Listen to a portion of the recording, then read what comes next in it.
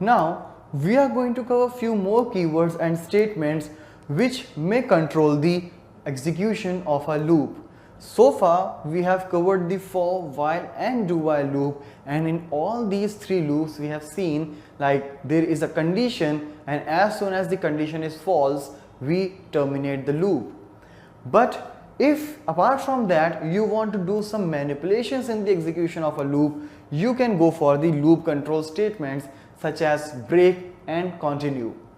You have already seen the usage of break keyword in the switch, where after each case and default we have applied this break keyword in order to terminate the switch statement. Very similarly, we will be using this break keyword to terminate the loops as well, as this is the condition. When this condition is false, the loop will get terminated. But apart from that, if any time during the execution of the loop, if there is a break statement that get executed, it will also terminate the execution of a loop, whether the condition is still true or false. Maybe the break would be having its own condition that you can pass inside the loop. So this break either will terminate the switch statement, which we have already seen, and it can also terminate the loops, now which we'll see in this execution. But before that, let's talk about continue as well, as break terminates the execution of a loop, while continue only skips a particular cycle. Means this is the loop which is getting continuously executed, but meanwhile if there is any continue statement is there, it will skip the execution of all the conditional code of that loop. So let's see practically how can we implement the break and continue statements. So in this program I have written a for loop which is starting from 1 and will run till 10. So if I'll execute this particular loop, obviously I'll get the numbers printed from 1 to 10. So let's check it out first.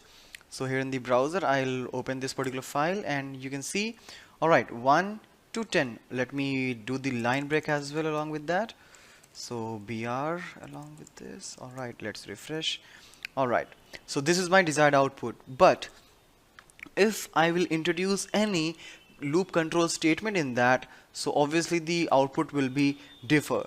So let's execute that, and here I'll pass a condition like if I is equal to 5, then I'll say break. Alright, so here as I discussed what this break statement will do, it will terminate the loop. So when I will become 5, the loop will be terminated and obviously the execution will be stopped out there itself.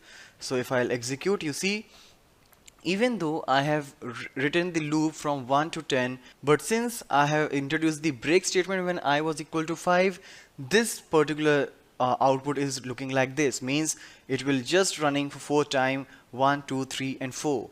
So this is about the break, and the similar thing it was doing at the time we introduced this break statement in this switch, where when any of the case was satisfied, the execution was terminated because of this break statement, and none of the case was checked inside that switch again. But if apart from this break I'll introduce a continue statement, so what this will do, it will just skip the cycle. Means I'm running this loop from 1 to 10. So if I'll say I is equal to 5, then continue, so that means this loop means this particular statement will be skipped when I was equal to 5. So this is how the output will look like. So as you can see, 1, 2, 3, 4, 6, 7, 8, 9, 10. 5 got skipped. Similarly, if you will add multiple conditions out here, like I is equal to 7, so 7 is also skipped. So this is how you can use the break and continue statement in order to control the execution of any loops that we have covered, that is for, while and do while.